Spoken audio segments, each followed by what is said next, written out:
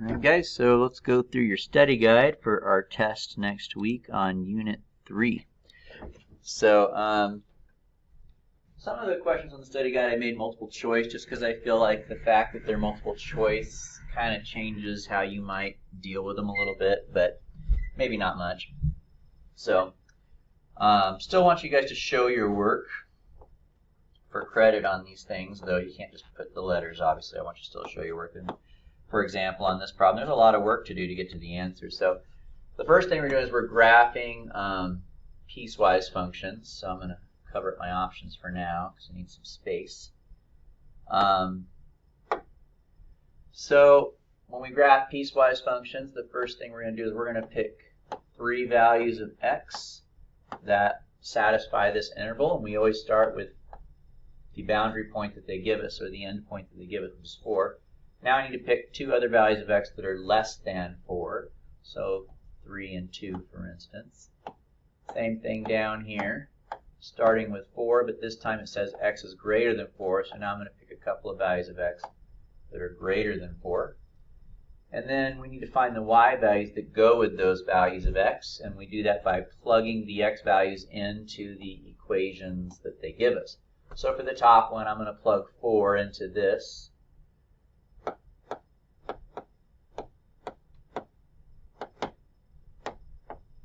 I get 1, so that would be my y value.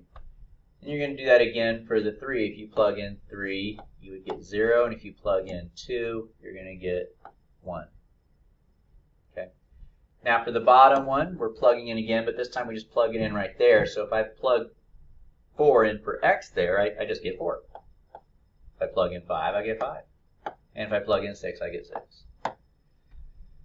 All right, the next thing we do is we have to decide what kind of points are the boundaries. Are they open dots or closed dots?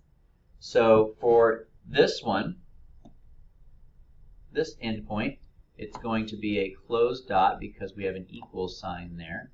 And for this one, it's going to be an open dot because there is no equal sign under the inequality. And now we're ready to do our graph. And so let's plot our points up there. My x values seem to range from 2 to 6, and my y values seem to go from 0 to 6. So let's go ahead and start with the first piece up here. I'm going to graph these 3 points, starting with my boundary point of 4, 1. It's a closed dot. Next point is 3, 0. And next point is 2, 1. And we always, when we connect these dots, you always start with the boundary point first. So I'm going to put my pin at that point there. And then I'm going to go and connect the dots. And then on the other side, we're going to put an arrow because the other side is just going to keep going. It's not a boundary point. All right, as for the next one, we're going to start at 4, 4, so over 4, up 4, and that's an open dot. And then 5, 5, and then 6, 6. And once again, we start at the boundary point and go in the direction of the dots and put an arrow. So we're looking for something like this that has kind of like a little bit of a parabola shape and then a straight line. And so now we would go ahead and look at our options and see which one of these fits. And to me, it sure looks like option B is the correct answer there. All right. So I wonder if it, I don't know, maybe B is not right. I'm curious now. Is there any other options that look kind of like that? Ah, there's 2 of them. It's not B. I see now it's actually D.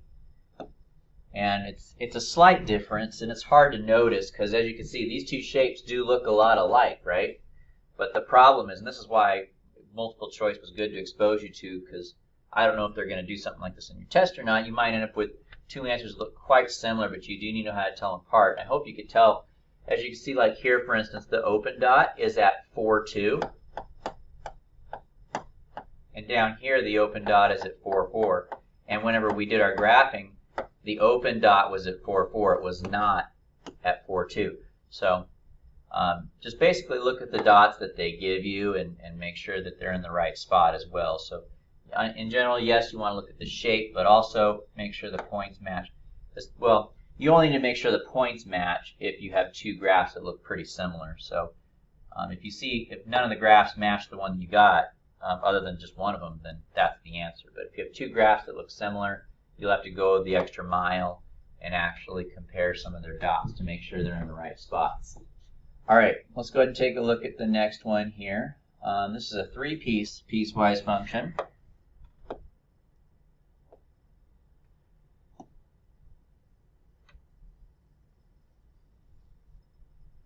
All the steps are pretty much the same. So I'm just going to go and get started here.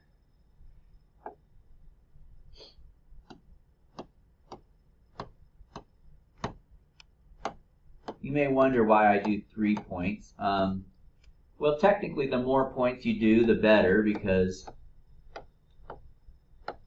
you can see more of the graph if you have more points. But we don't want to do too much and make it harder than it already is.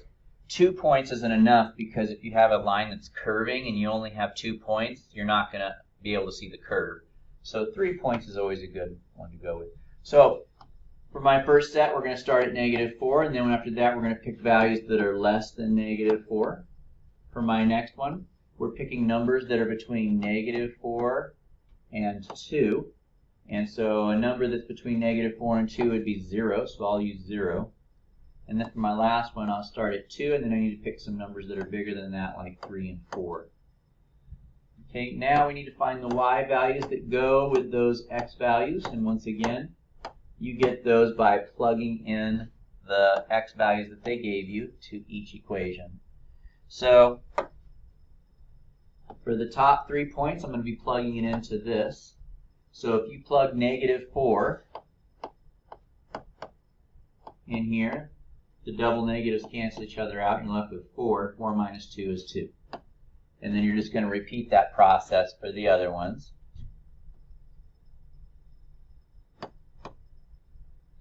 Next, we have the middle equation. So for the next set of 3 points, we're going to be plugging them into here, and all that is absolute value. So if you plug in a -4, it becomes +4. 0 stays as 0. 2 stays as 2 when you plug it into an absolute value expression. Next, we have this one, which is an absolute value expression also, but it's also being divided by 2. So for the next 3 points, I'm going to plug them into here. So if you plug in 2, the absolute value of 2 is 2, and 2 divided by 2 is 1, and so that's 1. And you're going to repeat that process with the other ones. If you plug in 3, you're going to get 3 over 2, which when you're graphing, it's a little bit easier to do decimals. So 3 divided by 2 is 1.5. And then the last one here is going to come out to be 2. All right. Next thing we need to do is we need to decide what are the dots, the endpoints. Are they open or closed? So for the top one, we only have one endpoint. It's the -4. So, oops, do that quite often. The -4. So for this dot here, we need to decide is it open or closed. It is a closed dot because it does have an equal sign. For the next one, we have 2 endpoints to look at, the -4 and the 2. Neither one of those have an equal sign with them, though, so they're both open dots. And then for the last one, we have an equal sign on the 2, so that's going to be a closed dot. Okay? So now we're ready to go ahead and graph this thing.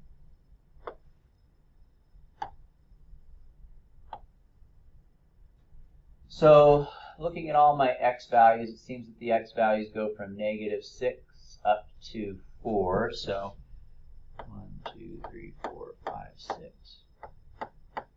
And my y values seem to go from 0 up to 4. And now we're ready to go ahead and start graphing. So I'm going to graph the first one up here. So I'm going to start off at -4, 2 with a closed dot. That's my endpoint. And then I'm going to go to -5, 3, put another dot, and then -6, 4, put another dot. And we always start at the end point and draw a line through the other points and put an arrow at the end. unless there's two endpoints. But in this case, we only had one endpoint, so it's an arrow on the other side. As for the next one, we have two endpoints. So this one's not going to have an arrow. It's going to have an endpoint on both sides. So we're going to start at -4, 4 with an open dot. And then the next one is 0, 0. And then the next one is 2, 2. And that one's also supposed to be an open dot, actually. And then now this is an absolute value function. Now, you guys, there's two ways you might think of connecting the dots. One way you might think of connecting them with a U shape. The other way is to connect them with a V shape. In this case, you want to connect them with a V shape because we know that absolute value functions look like V's. Okay? All right, next one, we have another absolute value function. Let's go ahead and do this one now. We have 2, 1, so over 2, up 1, and that's going to be a closed dot. Actually, I just realized I don't really like where I put this last dot here because it's a little bit off. This dot here is supposed to be a 2, 2, and I didn't quite make it high enough. I'm going to make it a little higher. It doesn't really matter, honestly. I'm just being picky. But anyway, back to this one. So we're going to start off at 2, 1, which would be here, and that's a closed dot. And then 3, 1.5 will be over and up a little bit more. And then 4, 2 is over 4, up 2. And so that one's going to look like that. Now, I don't know. For now, all I know is I'm just going to put a straight line. Technically, it might be able, it's a V shape. So where's the V at, right? For all we know, it could look like this. There's a way we can know, but honestly, for now, we'll just do that. Maybe it just keeps going in that direction. But so long as the rest of the graph matches, we should be good to go. Let's go ahead and look at our options here.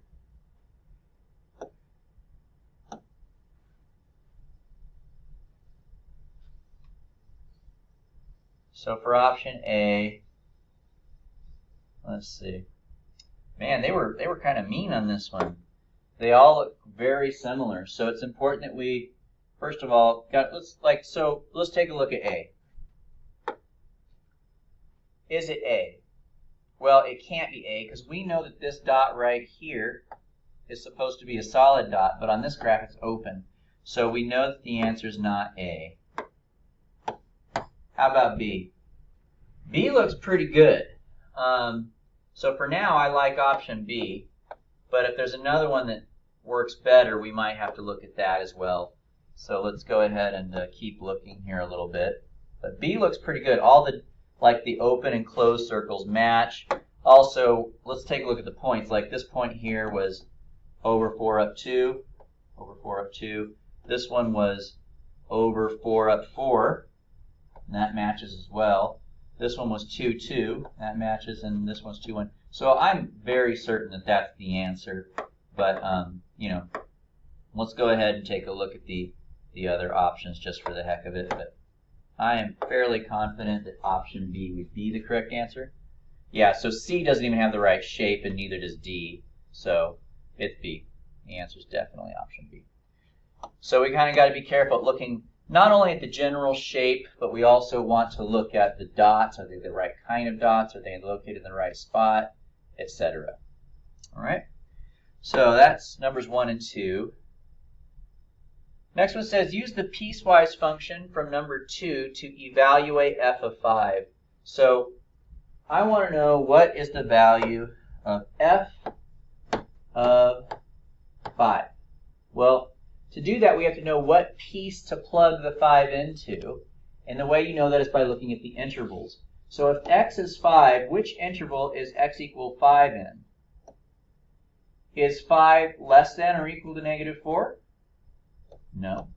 Is 5 between -4 and 2? No. Is 5 greater than 2? Yes, it is. So we're going to be plugging it into that piece. And so the answer would be 5/2. Final answer.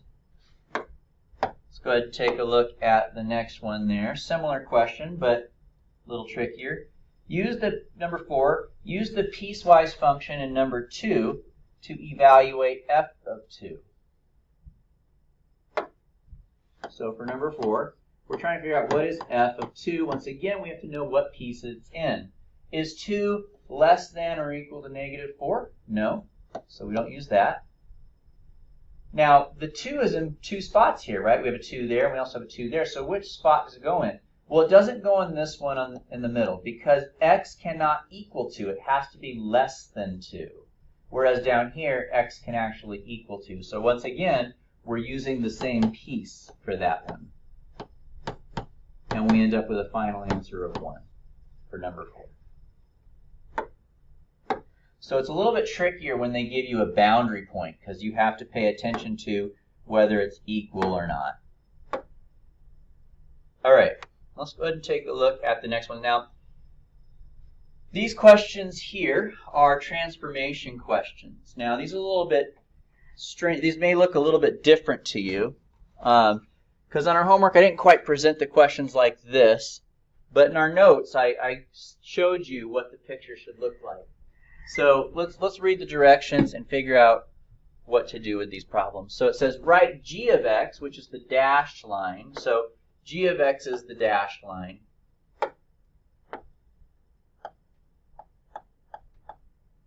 In terms of f of x, which is the solid line.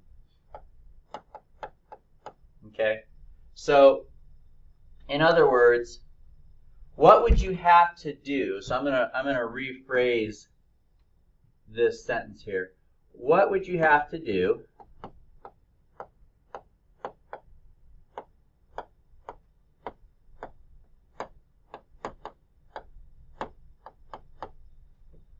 to the f function to get the g function? Okay, so in other words, what would I have to do to this blue line to get it to look like the green line? Well, I would have to do a couple of things. One thing is, as you can see, it looks like the green line is lifted up higher than the blue line, right? It's been shifted up one space. So it needs to have a vertical translation up one space. So I would need to take this blue line here, and I would need to shift it up one space, first of all, so that way it's just as high up as the green function is. So that's one thing I would have to do, but I would still have to do more. Because even if I were to shift this blue line up, it still doesn't match, because as you can see, the green line looks wider. Okay? Now there's two ways that could happen. One way is if we were to smash this thing vertically, that would widen it out. So it could be a vertical compression. But it could be something else as well.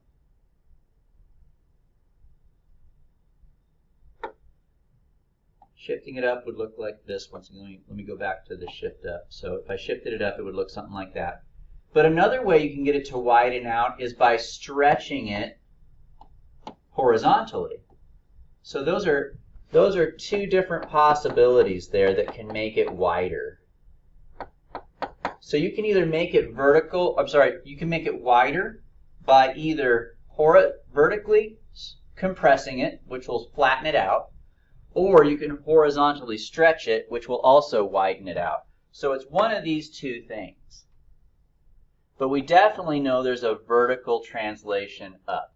Now let's start with the one that we're a little bit more confident one. Let's start with this, the vertical translation up 1 unit. Which one of these shows a vertical translation up 1 unit? Oh, I skipped the middle one.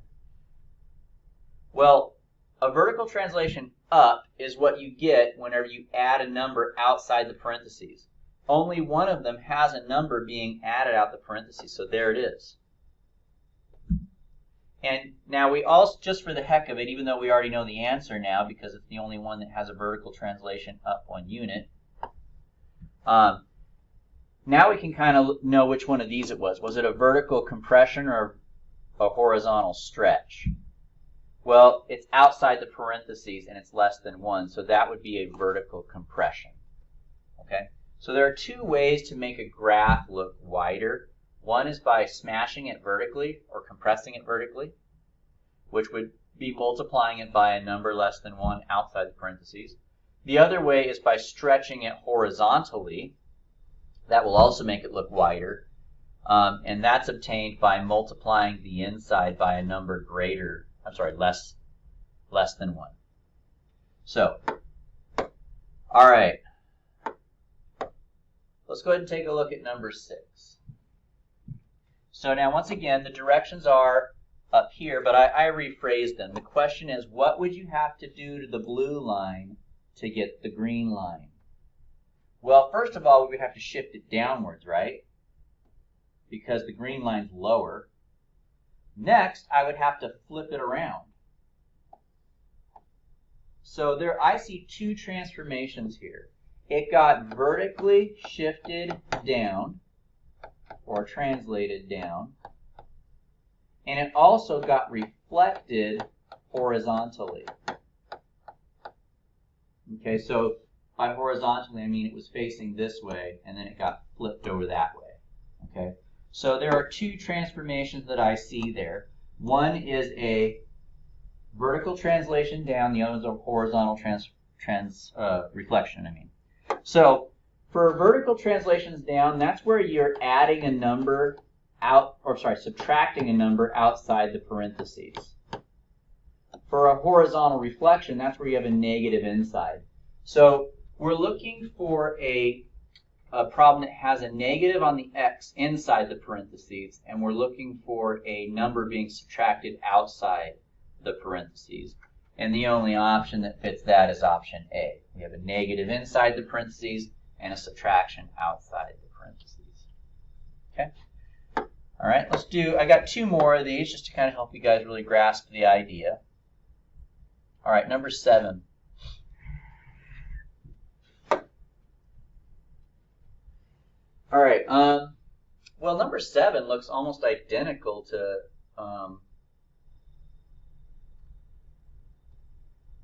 number 5. It looks like it got, so if what would I have to do to the blue line to get the green line? I'd have to shift it up and flatten it out. So we already talked about that.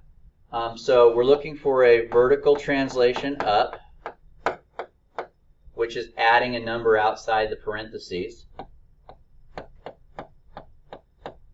And we're also looking for either a vertical compression or a horizontal stretch. Either way, that's going to widen the graph. Now, so therefore it's either going to have a number out here that's less than 1, or it's going to have a number in here that's less than 1. So let's take a look at our options. So which one of these has a number added outside? It's right there. Isn't this like the exact same question? That's kind of disappointing. It actually is the exact same question. That's lame. Oh well, it happens. All right, let's take a look at the next one.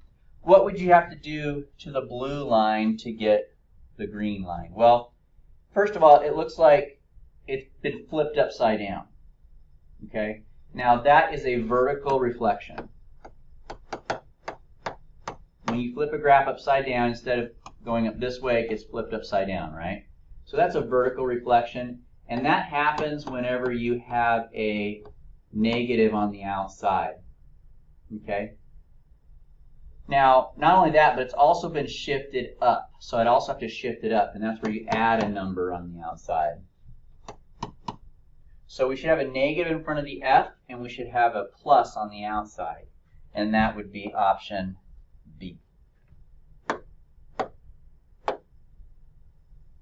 All right, let's take a look at some other types of questions.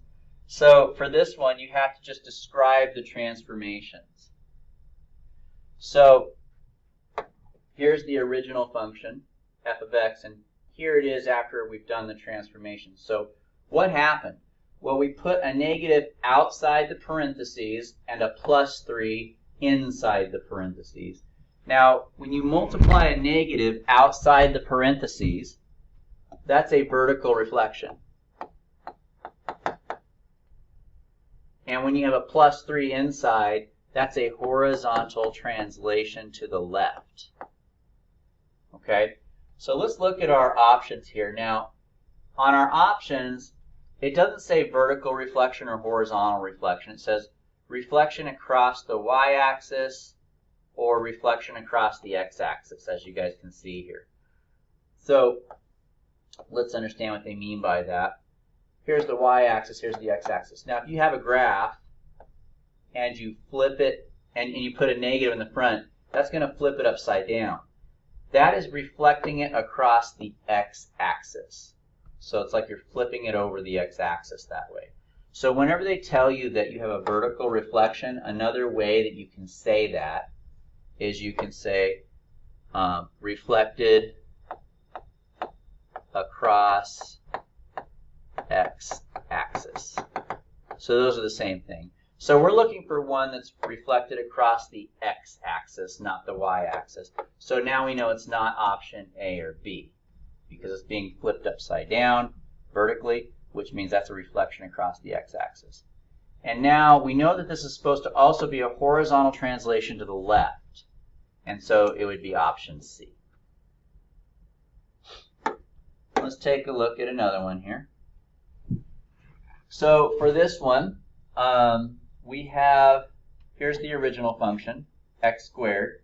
And what's happened is now we're multiplying the x by a 3 inside the parentheses by a number greater than 1. So when that happens, that's a horizontal compression. A horizontal compression. And we're also subtracting a number inside the parentheses. That's a horizontal translation to the right. So we're looking for a horizontal compression and a horizontal translation to the right. So it's not an expansion.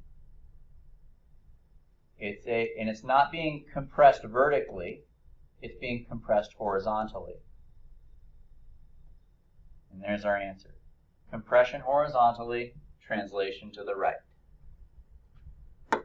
Let's take a look at 11 and 12. So here's f of x, and here's the new transformation. So it looks like they put a negative on the outside, which is a vertical reflection, which, as I shared with you guys earlier, they call it a reflection across the x-axis.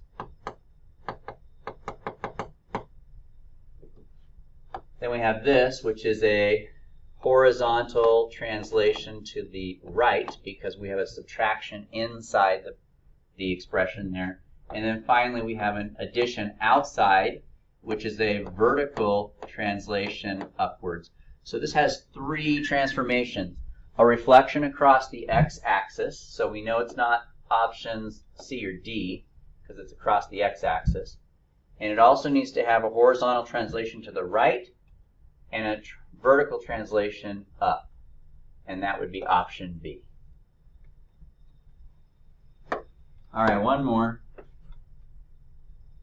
So for this one, once again, they put a negative on the outside, but they also multiply a negative on the inside. So this graph is being reflected across the x-axis, but it's also got a horizontal reflection. So it's also being reflected across the y-axis. So it's being reflected both ways. And we're translating it up 1 unit. I'm sorry, 3 units. All right. Excuse me. All right.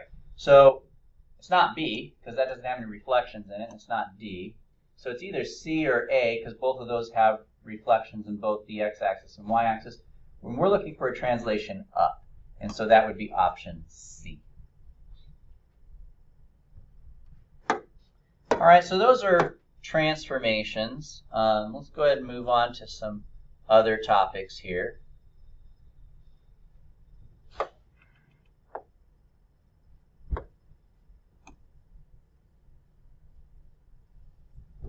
So for numbers 13 and 14, we're being asked to graph. All right, so when you're graphing,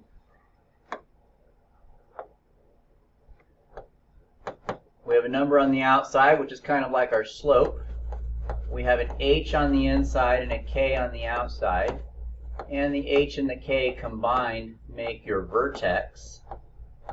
You have to remember that the h, though, is going to end up having an opposite sign because of that negative in there, no matter what you have. So, in this case, I don't have the k value outside the bracket, so that means it's 0. And so my vertex for this problem will be 3, 0. HK, don't forget to change the sign of the number inside the bracket there. So it goes from a -3 to a +3. And now we do our slope from that point. 3 zeros right here. And now my slope is 2, which means it's 2 over 1. So we rise 1 and we run 1. But remember that when you do absolute value functions, you don't just run to the right, but you also run to the left.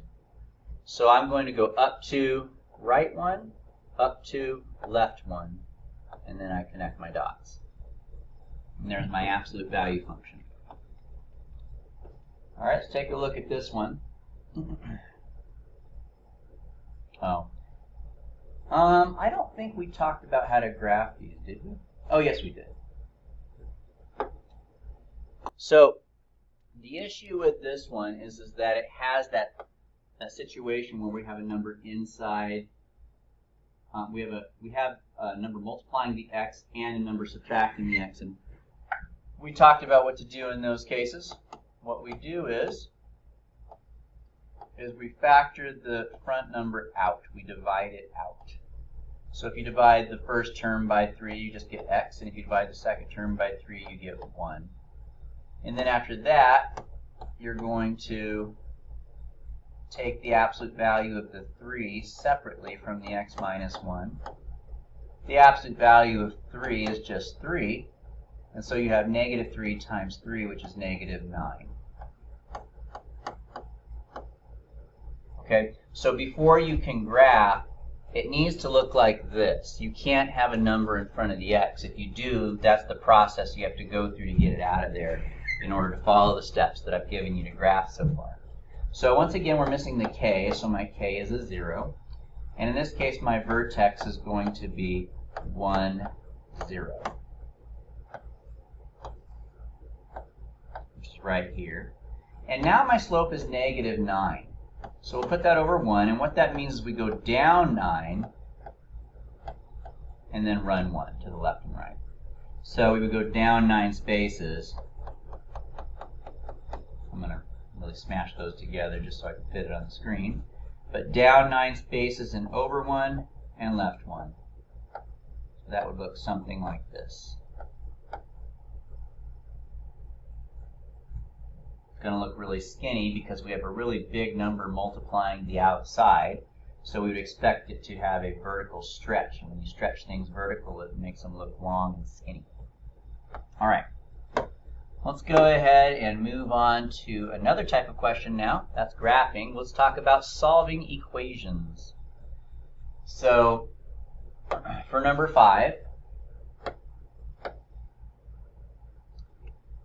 we have the absolute value of x over 4 equals 5. Now, if you don't have any numbers outside the absolute value bars, what you do is you just write 2 separate equations. One where it equals -5 and one where it equals a +5. And then you solve both. So for this one, to solve it, you would multiply both sides by 4, which gives you -20. And on this one, if you multiply both sides by 4, you end up getting +20. So you have 2 answers, +20 and -20, so the answer would be C. Let's take a look at number 6. Now for number 6, we have a number that's outside the absolute value bars. And when you have that, you have to get rid of that number first. Since this 10 is multiplying the absolute value, the way you get rid of it is by dividing it on both sides. Once you no longer have numbers outside the absolute value bars, you're welcome to go ahead and split it up into 2 separate equations, one where it equals a -3 and one where it equals a +3, and you solve both. So we get -10 and it looks like -4. Option E would be the correct answer there.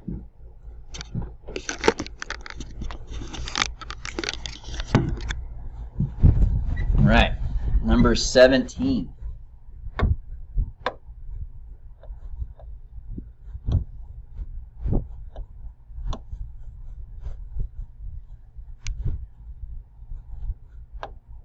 So for number 17, we once again we have some numbers outside those absolute value bars, so we want to get rid of that.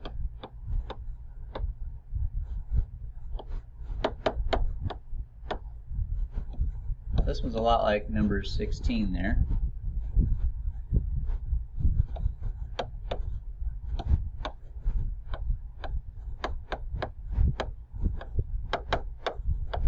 So we divide both sides by -3 first. And we're going to write two separate equations.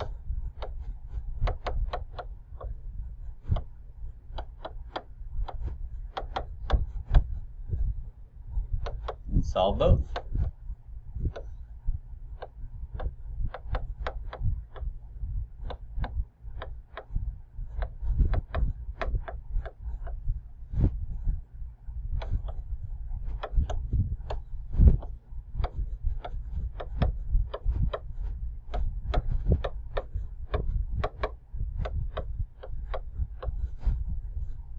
And so our answer there would be B. Let's go ahead and take a look at number 18 then.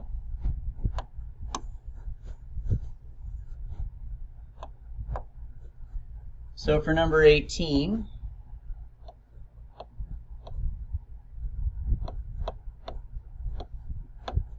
we have two numbers outside the absolute value bars. We have a 3 and a -1. So when you have a number being added or subtracted, you have to get rid of that first. So that's going to give me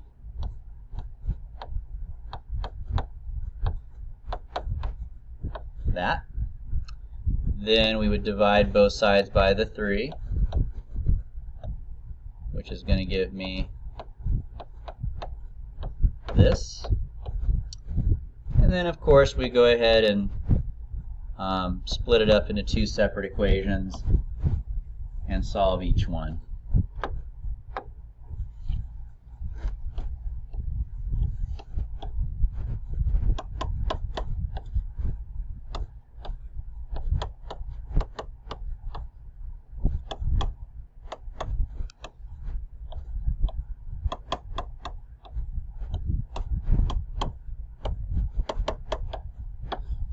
There's that.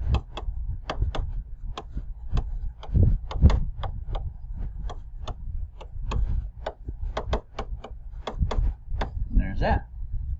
And so we can see the answer there would be option D.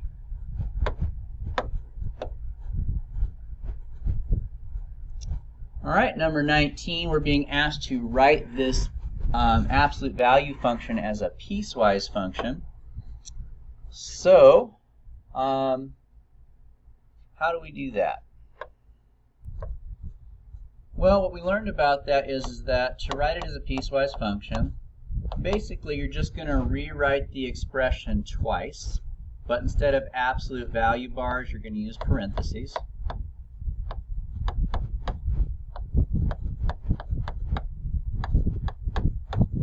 And you're going to have the top be where x is less than, and the bottom where x is greater than or equal to something. And for the top, it's going to be what goes over here in this empty space is this number here, but remember it's always the opposite sign. And also what we learned is for anything where x is to the left, you're going to have the slope also be an opposite sign. So we have that. These are the three things that you guys really want to pay attention to: the parentheses, where the negative goes, and what number goes on the right. Okay. Beyond that, go ahead and simplify it if you can. So if I distribute the -2 here, I would get -2x plus 10, and then if I add the 1 to it, I get 11. So -2x plus 11. then for the bottom, if I distribute the 2, I get 2x minus 10. And if I add 1 to that, I get 9, negative 9. And there you go. Now, it doesn't really matter whether you put the equal on the bottom or the top, just so long as it's on one of them, and it really should only be on one of them. But there would be your final answer. And so these two functions are exactly the same. If you were to graph this using the method that we talked about in graphing absolute value functions up there on numbers, I think it was 13 and 14, you would get a graph that would look something like this. Okay. But if you graphed this function using the method that we learned on numbers 1 and 2 for graphing piecewise functions, you would get the same exact graph. These are literally the same function, it's just written differently. This one is written as an absolute value function. This one is written as two linear functions, one on the left and one on the right, that are connected at a common point known as the vertex. So that's that. I think that's the last one. Let me see if there's any more. I don't think there is, but no, that's it. So you guys know what to expect now, and hopefully that was helpful to you. See you guys in class.